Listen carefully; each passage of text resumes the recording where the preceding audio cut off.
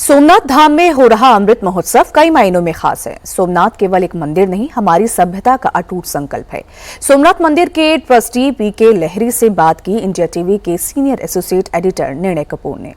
हमारे साथ पीके लहरी साहब हैं, जो ट्रस्टी भी हैं इस ट्रस्ट और मंदिर के साथ काफ़ी समय से जुड़े हुए हैं। गुजरात सरकार के पूर्व मुख्य सचिव भी रहे हैं, उस नाते भी काफ़ी जुड़ाव रहा होगा।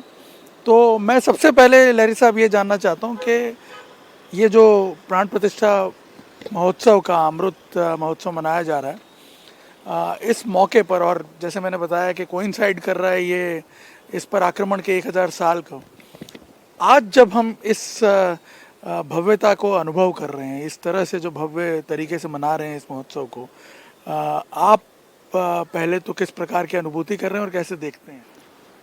प्रभास पाटण में सोमनाथ मंदिर के विध्वंस होते रहे, उसका पुनर्निर्माण होता रहा।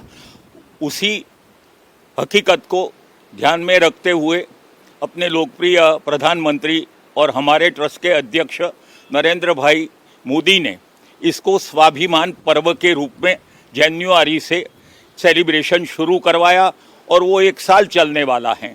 और आपने कहा ऐसे आज अमृत महोत्सव की जब घड़ी आ रही है तो उसी घड़ी पर फिर अमृत महोत्सव का भी सेलिब्रेशन होना है। और अमृत महोत्सव का जैसे आपने बताया महत्व इसलिए है कि कई विरोध के बावजूद जब डॉक्टर राजेंद्र प्रसाद तत्कालीन राष्ट्रपति पधारे तो उन्होंने अपने प्रवचन में यही बात कही थी कि विनाशकारी शक्तियों से सृजनात्मक शक्तियों का प्रभाव हमेशा ज़्यादा रहता है। आज ही मैंने उनकी ग्रैंड डॉटर से बात की। उनके पिताजी ने, राजेंद्र प्रसाद के पुत्र ने भी एक इसी तरह क्या क्या हुआ था उसको राजेंद्र प्रसाद के मुंह से जो सुना था उसी को लिखा है। मैंने वो किताब भी मंगवाई है। और हम सब जो वंशज हैं, ये 75 साल पहले जिन्होंने अनन्य प्रदान किया है, तो प्रधानमंत्री नरेंद्र भाई की इच्छा है उन लोगों का भी संपर्क किया जाए, उनको प्रसाद भेजा जाए, उनको दर्शन करने के लिए निमंत्रित किया जाए। तो उस वक्त जो कंट्रोवर्सी रही उसको आप कैसे देखते हैं? क्या जो पंडित नेहरू के विचार थे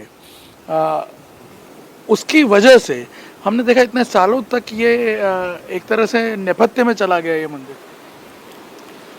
आज़ादी के बाद कांग्रेस में भी 2 तरह की विचारधाराएं थी।